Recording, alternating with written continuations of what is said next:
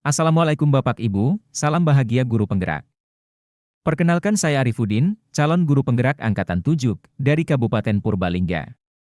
Izinkan saya untuk membagikan aksi nyata untuk modul 1.4, Budaya Positif. Perkenalkan, beliau berdua adalah fasilitator dan pengajar praktik saya. Bapak Mangasa Aritonang dan Bapak Ali Nurdin.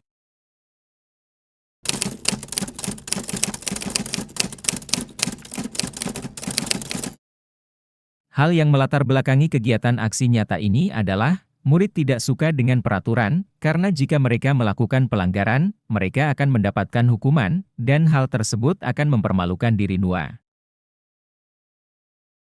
Tujuan dari kegiatan aksi nyata ini adalah: yang pertama, menciptakan murid yang merdeka dan disiplin diri yang kuat. Dan yang kedua, menumbuhkan budaya positif di sekolah dengan meyakini kebajikan-kebajikan universal. Tolok ukur keberhasilan dari kegiatan aksi nyata ini adalah: pertama, terbentuknya keyakinan kelas melalui kegiatan kesepakatan kelas yang dilakukan wali kelas dan siswa.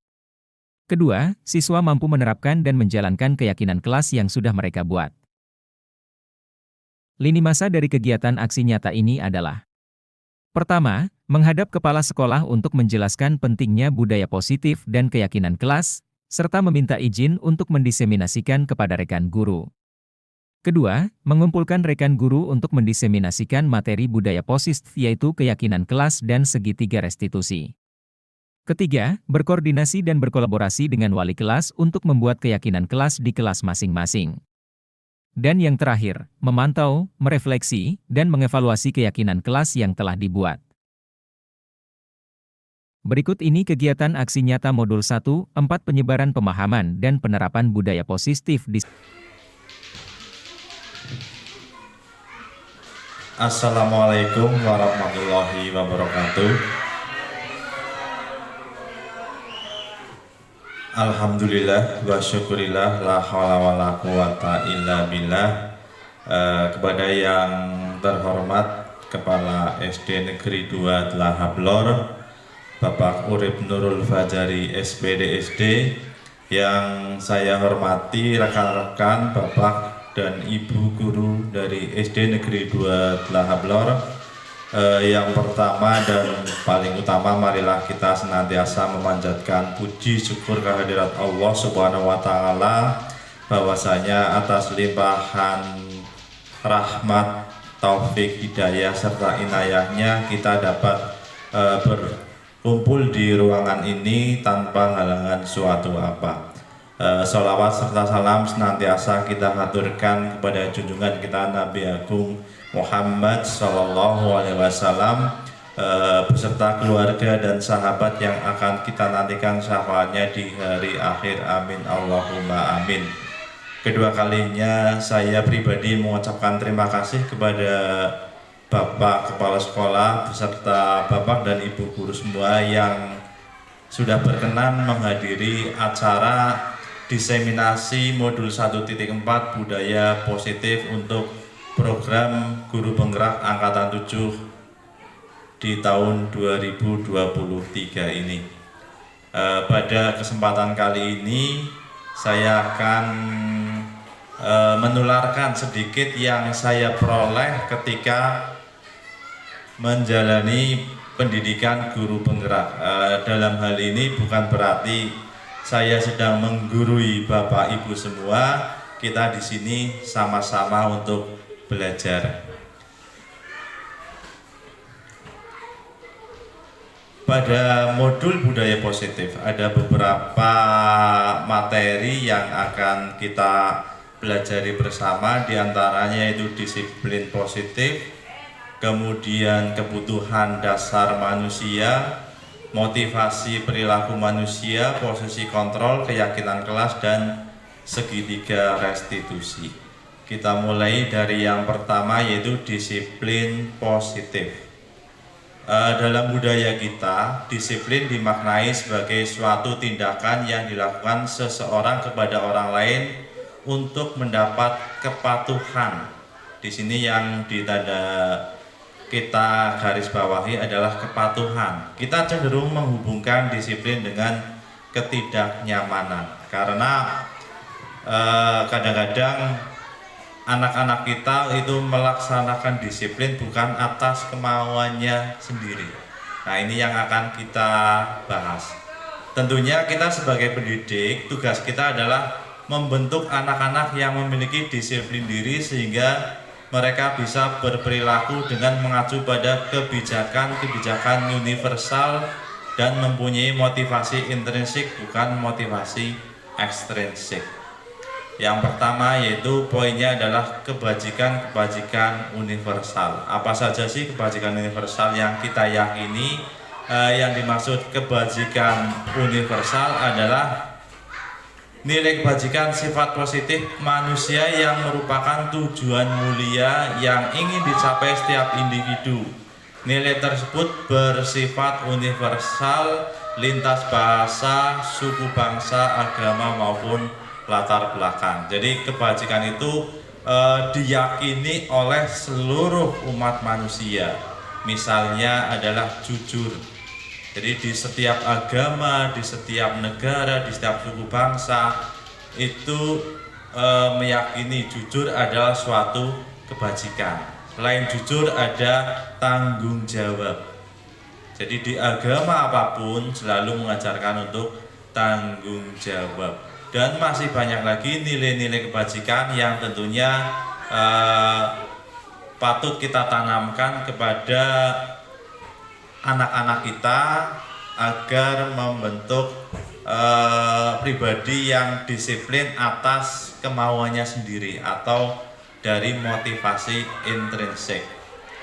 Dengan mengaitkan nilai kebajikan yang diyakini seseorang, maka motivasi intrinsiknya akan terbangun sehingga menggerakkan motivasi dari dalam untuk dapat mencapai tujuan mulia yang diinginkan. Itu menurut Diane Gosen.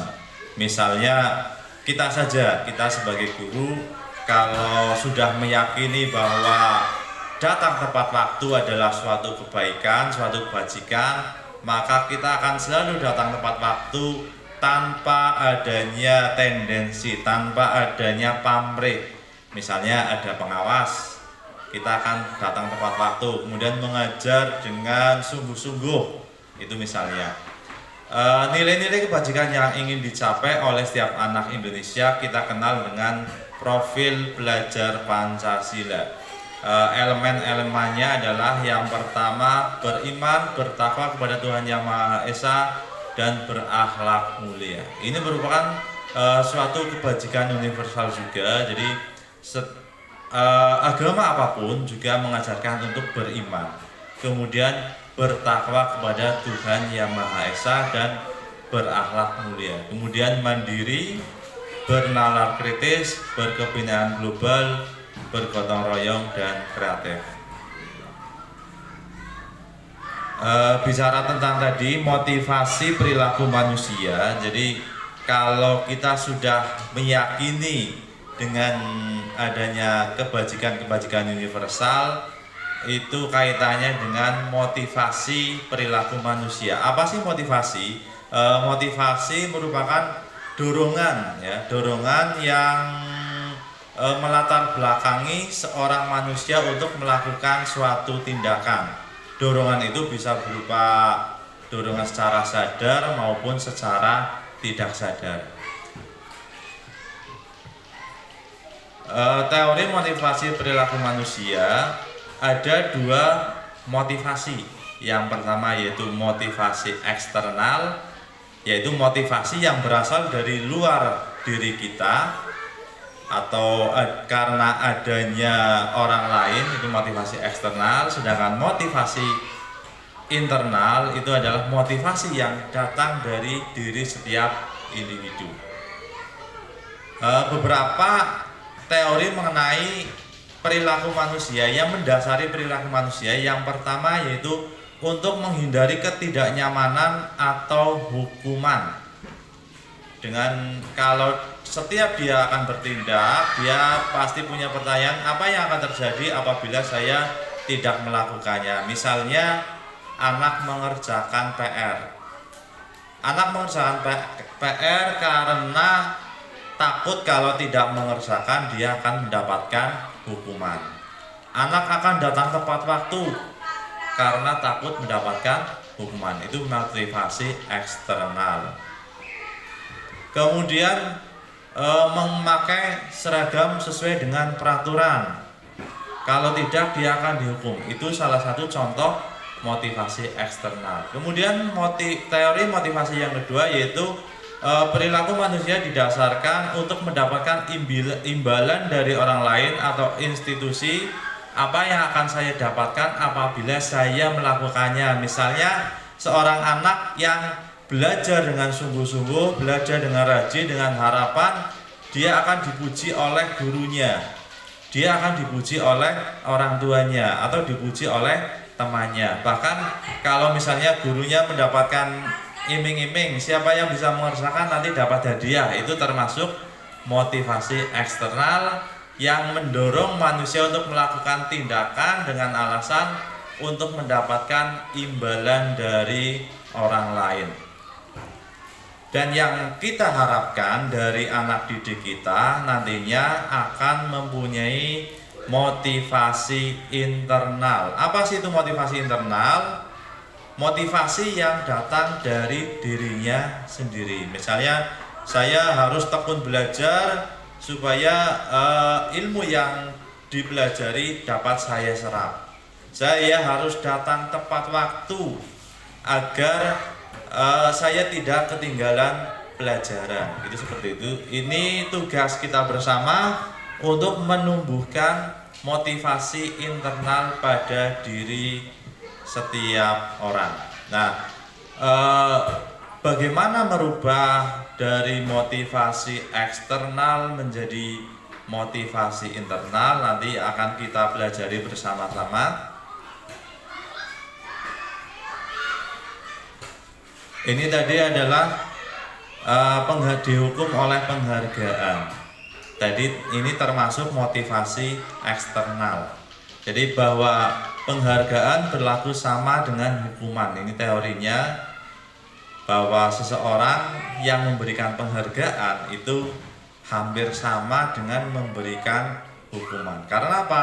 Karena akan menimbulkan seseorang bertindak sesuai dengan motivasi eksternalnya. Dalam arti meminta atau membujuk seseorang melakukan sesuatu untuk memenuhi suatu tujuan tertentu dari orang yang meminta atau membujuk. Dorongannya eksternal dan ada faktor ketergantungan. Beberapa dampak dari pemberian penghargaan diantaranya, misalnya kalau kamu ranking 1 nanti dibelikan sepeda. Jadi seorang anak akan belajar dengan tekun karena ingin mendapatkan sebuah sepeda. Kemudian apa dampaknya? Pengaruh jangka pendek dan jangka panjang. Jadi apabila suatu saat nanti imbalan yang diharapkan itu tidak diberikan, itu akan menurunkan semangat belajarnya misalnya.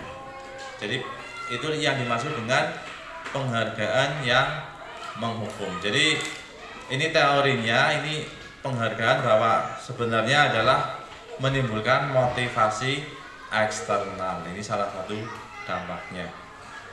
Kemudian selain penghargaan, salah satu motivasi yang mendorong perilaku manusia adalah karena adanya hukuman. Tidak asing lagi kita di sekolah dari zaman dulu dengan kata hukuman.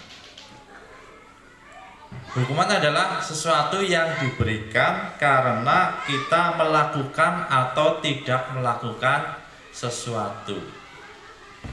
Lain halnya dengan konsekuensi. Hampir sama sebenarnya antara hukuman dengan konsekuensi. Bedanya hukuman itu sesuatu yang menyakitkan harus terjadi, kemudian konsekuensi itu sesuatu harus terjadi. Jadi tidak harus berupa hal yang menyakitkan. Misalnya seorang anak yang tidak memakai sepatu dihukum untuk lari keliling lapangan sebanyak 5 kali. Itu maksudnya adalah hukuman. Kalau konsekuensi itu adalah sesuatu yang sudah disepakati bersama sebelumnya. Ini ada contohnya. Misalnya tindakan kita mencatat 100 kali di dalam buku kalimat saya akan tidak terlambat lagi karena terlambat ke sekolah. Ini sudah sering kita lakukan. Ini maksudnya kira-kira hukuman atau konsekuensi. Kemudian lari mengelilingi lapangan basket 2 kali karena terlambat hadir di sekolah. Murid diminta untuk push up 15 kali karena tidak menggunakan masker ke sekolah. Kemudian menggantikan kertas tugas teman yang telah dicoret-coret. Membersihkan tumpahan air di meja tulis karena tersenggol saat belajar. Kemudian murid disuruh untuk mengenakan sepatu seharian di sekolah karena tidak mengenakan sepatu hitam. Kemudian lari mengelilingi lapangan basket 2 kali karena terlambat 10 menit untuk pelajaran PJOK. Kita lihat, ternyata untuk mencatat 100 kali dalam buku kalimat ini adalah masuknya hukuman. Karena sifatnya ada hal yang menyakitkan bagi siswa. Bukan berarti menyakitkan secara fisik, tapi juga bisa secara psikis. Kemudian lari mengelilingi lapangan 2 kali karena terlambat hadir di sekolah. Itu juga masuknya hukuman. Kemudian murid diminta untuk push up 15 kali karena tidak menggunakan masker ke sekolah. Itu juga masuknya hukuman karena ada rasa sakit. Push up jelas ada rasa sakit secara fisik. Mungkin dia juga akan merasa sakit secara psikis karena push up-nya dilaksanakan di halaman sekolah. Kemudian berikutnya menggantikan kertas teman yang telah dicoret-coret. Ini adalah masuknya konsekuensi. Konsekuensi ini karena dia sudah merusak barang milik orang lain, artinya dia harus bertanggung jawab terhadap apa yang sudah dia lakukan. Kemudian membersihkan tumpahan air di meja tulis karena tersenggol pada saat belajar. Itu maksudnya juga konsekuensi. Lalu apa yang lebih baik antara hukuman dan konsekuensi? Tentunya adalah konsekuensi. Ini yang menjadi PR bagi kita bersama. Untuk konsekuensi ini ada hukuman, konsekuensi, dan satu lagi adalah restitusi. Ini restitusi adalah suatu hal yang akan kita pelajari nanti. Ciri-cirinya untuk hukuman itu sesuatu yang menyakitkan harus terjadi. Misalnya anak tadi kalau terlambat disuruh push up, itu hal yang menyakitkan. Sedangkan konsekuensi itu sesuatu harus terjadi, tidak harus sesuatu yang menyakitkan. Kemudian kalau restitusi itu merupakan pilihan, jadi nanti tidak ada hukuman, tetapi anak sendiri yang akan mengambil keputusannya. Itu adalah ciri-ciri antara hukuman, kemudian konsekuensi, dan restitusi.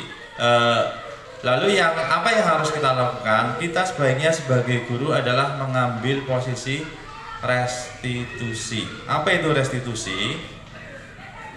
Restitusi adalah proses menciptakan kondisi bagi murid untuk memperbaiki kesalahan mereka, sehingga mereka bisa kembali pada kelompok mereka dengan karakter yang lebih kuat. Restitusi juga merupakan proses kolaborasi yang mengajarkan murid untuk mencari solusi untuk masalah mereka dan membantu murid berpikir tentang orang seperti apa yang mereka ingin menjadi atau tujuan mulia, dan bagaimana mereka harus memperlakukan orang lain. Intinya restitusi di sini adalah mengembalikan anak kita ke lingkungannya tanpa menyakiti atau mengucilkan, itu seperti itu, dengan kesadarannya sendiri. 9 ciri restitusi. Yang pertama itu bukan untuk menebus kesalahan, namun untuk belajar dari kesalahan. Jadi beda dengan hukuman, kalau hukuman sifatnya adalah menebus kesalahan. Kemudian memperbaiki hubungan. Yang ketiga, tawaran, bukan paksaan. Kemudian yang keempat, restitusi menuntun untuk melihat ke dalam diri. Yang kelima, mencari kebutuhan dasar yang mendasari tindakan. Yang keenam adalah cara yang paling baik. Yang ketujuh, fokus pada karakter bukan tindakan. Yang kedelapan, fokus pada solusi. Yang kesembilan, mengembalikan murid yang berbuat salah pada kelompoknya.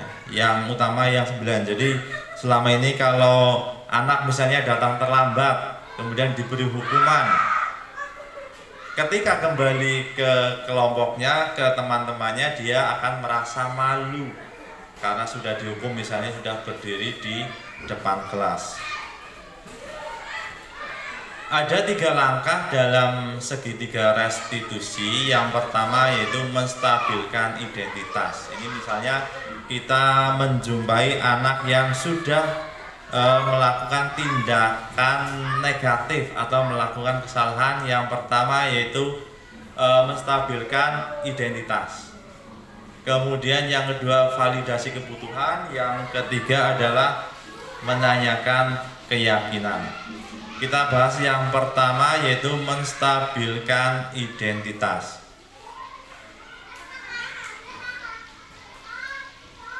Misalnya contohnya di kelas saya sering ada anak yang diejek oleh temannya, kemudian dia membalas dengan memukul.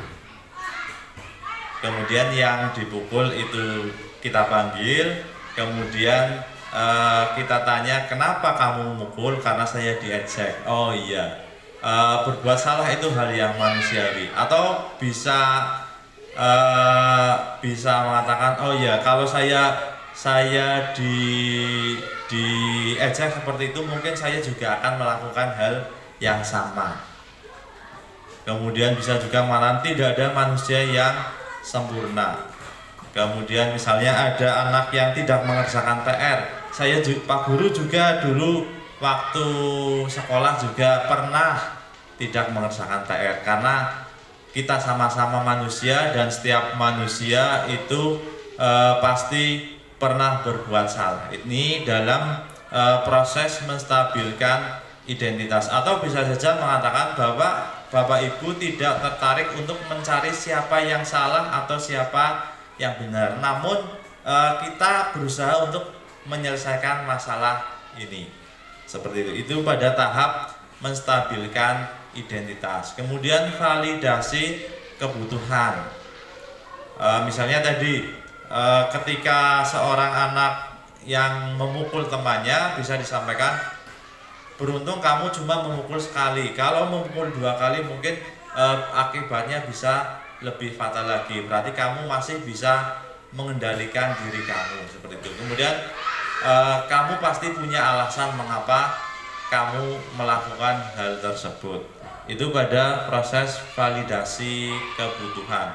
Kemudian yang terakhir adalah menanyakan keyakinan.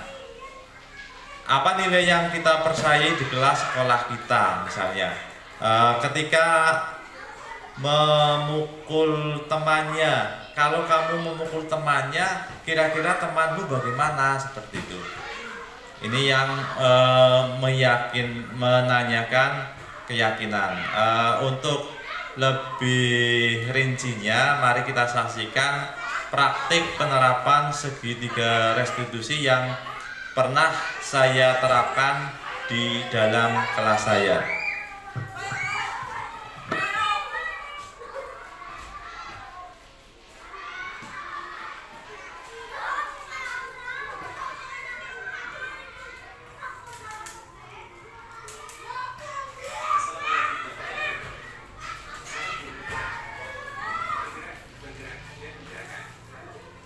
Perkenalkan, saya Arifudin, calon guru penggerak Angkatan 7 dari Kabupaten Purbalingga, dengan fasilitator Bapak Mangasa Aritonang dan pengajar praktik Bapak Ali Nurdin.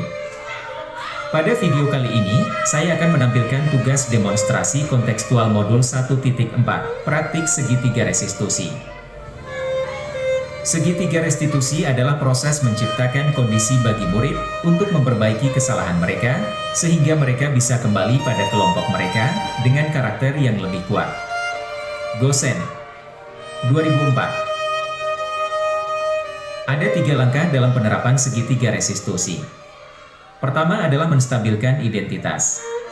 Kedua, identifikasi tindakan yang salah. Dan yang ketiga, menanyakan keyakinan.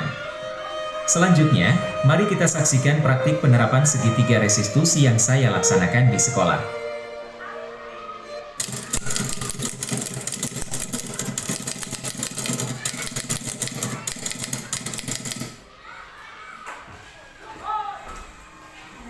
Waalaikumsalam. Silahkan duduk dulu. Yasmin hari ini sehat? Sehat. Iya. Yasmin tahu kenapa Bapak panggil di sini? Tahu Pak, karena saya terlambat. Iya. Tadi Yasmin berangkat sampai sekolah pukul berapa? Pukul 7.30 Pak. Iya, 7.30 ya. Yasmin tahu di sekolah kita ini masuknya pukul berapa? Tahu Pak, pukul 7. Iya, pukul 7. Kalau Yasmin sampai di sekolah pukul 7.30, apakah Yasmin sudah datang tepat waktu? Tidak Pak. Tadi Yasmin hari ini terlambat ya. Iya. Berapa menit terlambatnya? 20 menit Pak. Iya, 30 menit, bukan 20 malah ya. Terlambat 30 menit. Iya, jadi setiap orang itu pasti sudah pernah melakukan kesalahan ya. Bapak juga dulu waktu sekolah juga pernah terlambat ya, pernah terlambat bahkan sampai 40 menit. Iya, jadi Bapak panggil kamu sini, Bapak tidak akan menyalahkan kamu karena kamu terlambat. Ya, jadi di sini kita akan mencari solusi biar besok-besok Yasmin tidak terlambat lagi. Kalau Bapak boleh tahu nih ya, kenapa hari ini Yasmin bisa datang terlambat? Karena saya bangunnya kesiangan. Oh, bangun kesiangan. Kenapa itu? Biasanya bangunnya kan nggak kesiangan loh. Kok hari ini kesiangan? Karena saya tidur kemalaman. Tidur kemalaman. Oh, ngapain aja itu kok tidurnya malam banget? Saya main HP, main game. Main HP dan main game. Oh iya, makanya tidurnya malam, terus bangunnya kesiangan dan akhirnya terlambat. Iya, iya. Pak Guru mau tanya, kalau datang terlambat itu sudah sesuai dengan keyakinan kelas kita apa belum? Belum. Belum, iya. Jadi apa kamu masih ingat keyakinan kelas kita? Masih Pak, datang tepat waktu, Iya. tidak ngobrol saat jam pelajaran, tidak mencontek saat ulangan. Iya, jadi kamu masih ingat ya keyakinan kelas kita. Kalau begitu ya, langkah-langkah apa saja ya yang dapat kamu lakukan biar besok kamu tidak datang terlambat lagi. Mengurangi bermain HP, memasang alarm, dan tidur lebih awal. Iya, jadi kamu akan mengurangi bermain HP, kemudian memasang alarm ya, alarmnya dipasang nanti jam berapa kira-kira biasanya bangunnya? Jam setengah Setengah 5 dan tidurnya lebih awal. Kapan mulai dilakukan?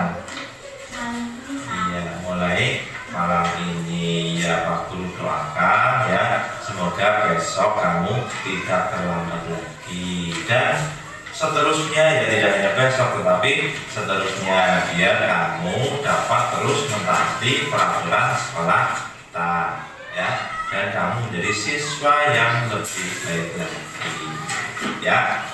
Silakan kembali ke kelas ya. Assalamualaikum, nama saya Yasmin. Saya senang sekali melakukan praktik segitiga restitusi karena saya dapat menemukan solusi agar saya tidak terlambat datang ke sekolah lagi. Terima kasih Pak Guru. Wassalamualaikum warahmatullahi wabarakatuh.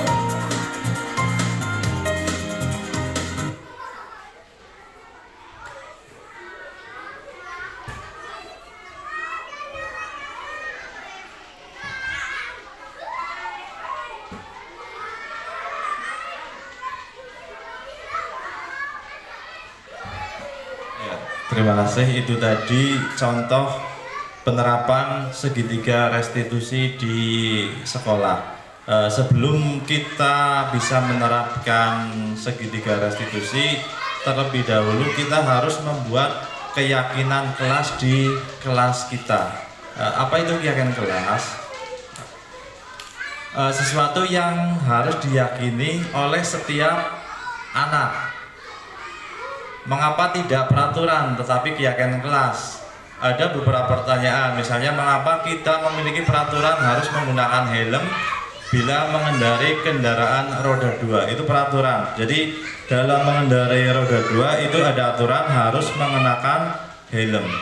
Nah, helm itu biasanya akan dipakai oleh pengendara untuk menghindari apa? Menghindari hukuman. Dipakai kalau ke jalan raya misalnya, takut ada polisi. Karena apa? Karena belum ada keyakinan bahwa mengenakan helm adalah kebutuhan kita. Mengenakan helm adalah perlindungan bagi kita agar tidak terluka jika mengalami kecelakaan. Kemudian mengapa kita memiliki peraturan 3M, menggunakan masker, mencuci tangan, dan menjaga jarak 1,5 meter? Karena kita belum memiliki keyakinan bahwa untuk menjaga kesehatan itu harus dengan melakukan 3M. Kemudian mengapa kita memiliki peraturan harus datang tepat waktu pada saat mengikuti pelatihan atau pembelajaran? Lain halnya kalau kita sudah punya keyakinan kita harus datang tepat waktu agar tidak ketinggalan dalam mengikuti materi. Untuk mendukung motivasi intrinsik, kembali ke nilai keyakinan lebih menggerakkan seorang dibandingkan mengikuti serangkaian peraturan-peraturan. Bedanya antara peraturan dengan keyakinan kelas, misalnya selalu kembalikan buku ke tempatnya. Itu lebih baik kita terapkan kepada siswa keyakinan bahwa kita harus mempunyai rasa tanggung jawab. Kalau sudah mengambil buku, meminjam buku, itu harus dikembalikan. Itu salah satu keyakinan tentang tanggung jawab. Kemudian tidak boleh, peraturannya tidak boleh menyakiti orang lain, tidak boleh mengganggu orang lain. Itu peraturan. Tetapi kalau anak kita sudah yakin bahwa kita harus menghormati orang lain, itu insya Allah anak-anak kita tidak akan mengganggu orang lain. Kemudian hadir di sekolah 15 menit sebelum pembelajaran dimulai. Terlebih dahulu kita harus menanamkan keyakinan bahwa kita harus disiplin, kita harus datang tepat waktu dan sebagainya. Misalnya juga ada larangan menggunakan narkoba. Ini masih peraturan. Lain halnya kalau kita sadar bahwa kita yakin kalau menggunakan narkoba itu akan merusak masa depan kita. Kemudian bergantian atau menunggu giliran atau budaya antri. Kita tanamkan bahwa kita harus menghormati orang lain, kemudian kita harus bersabar. Itu sedikit. Kemudian berikutnya kita akan menyaksikan contoh penerapan keyakinan di dalam kelas yang sudah saya praktekkan kemarin.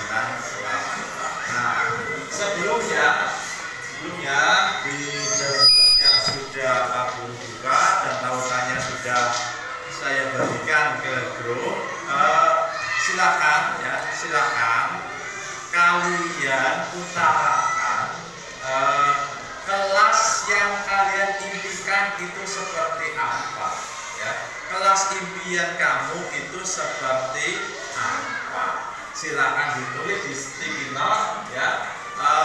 Tulis apa saja ya, karena Kak Guru tidak tahu yang nulis itu siapa ya. Jadi kamu bebas mengutarakan apa sih yang kamu inginkan, apa sih impian kamu di kelas ini, apa yang kamu impikan ya, apa yang kamu impikan di kelas ini ya.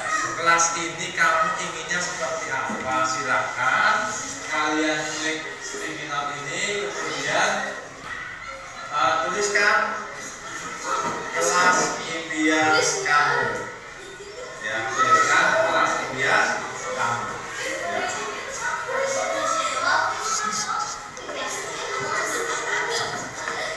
Kelas impian, jadi kelas impian,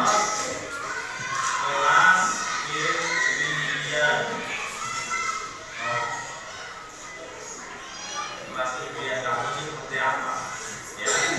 Kelas impian kamu itu seperti apa? Silakan ditulis sesuai dengan harapan kamu masing-masing. Silakan.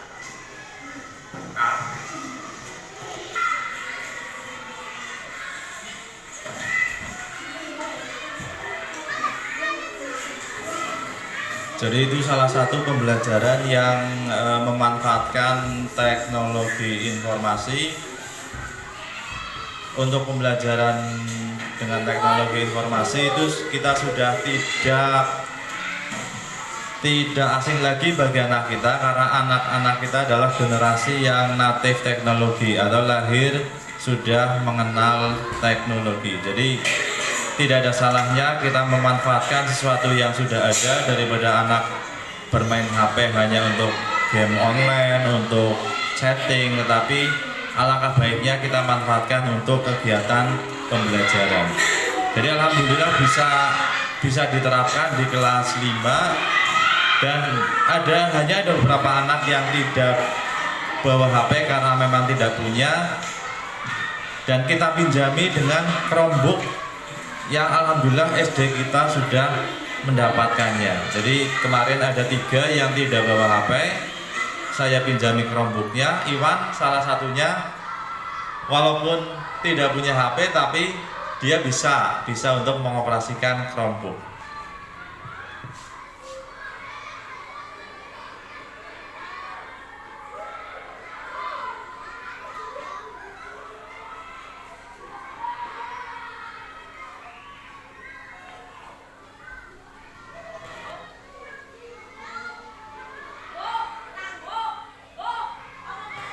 Ya, baik, nampaknya sudah semuanya, dan semuanya juga bisa berpartisipasi dengan Jamboard itu, karena biasanya kalau kita suruh mengutarakan pendapatnya dengan lesan, anak itu masih malu-malu. Tetapi karena dengan Jamboard kemudian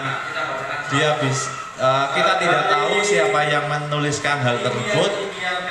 Alhamdulillah hampir seluruh anak itu bisa berpartisipasi dalam pembelajaran tersebut. Caranya bagaimana? Dengan menyepakati keyakinan kelas kita. Yang pertama, di situ ada kelas yang tenang, ya, kelas yang tenang. Kalau ingin kelas kita tenang, apa yang harus kita lakukan? Agar kelas kita tenang, apa yang harus kita lakukan? Apa yang harus kita lakukan agar kelas kita menjadi tenang? Dengan menjaga ketertiban kelas.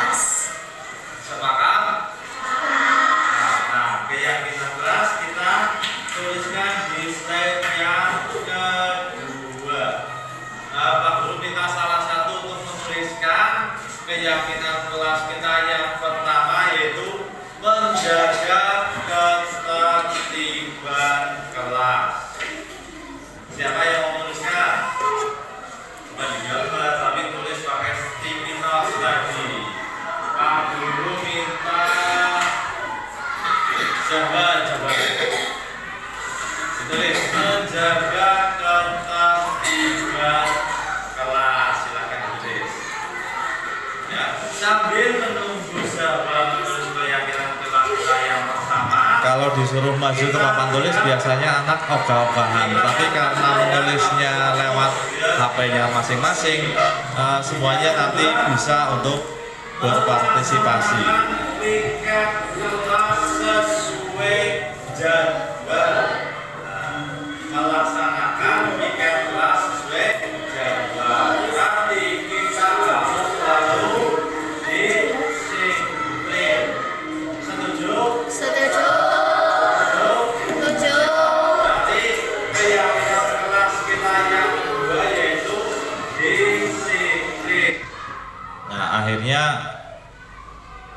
kita sudah menyepakati beberapa keyakinan dalam kelas kita. Kita langsung saja ke beberapa keyakinan yang sudah disepakati. Pak impian yang kalian utarakan, kita sudah menyepakati beberapa keyakinan kelas kita. Yang pertama, kita akan selalu menjaga ketertiban kelas. Sepakat? Ya. Kemudian yang kedua, kita akan selalu disiplin. Disiplin berpakaian, disiplin berangkat sekolah, disiplin dalam mengikuti pembelajaran. Sepakat ya? Kemudian yang ketiga, kita akan saling menghormati satu dengan yang lainnya. Berikutnya, selain saling menghormati, kita akan saling menyayangi satu sama lain. Kita akan menyayangi satu sama lain. Dan yang terakhir, kita akan selalu menjaga kebersihan kelas. Ya.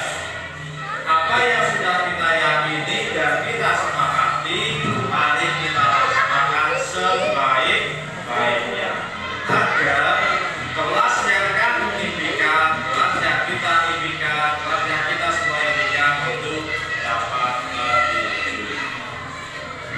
Setuju ya? Ya, itu tadi contoh penerapan untuk keyakinan di dalam kelas. Nampaknya hanya itu yang dapat saya sampaikan.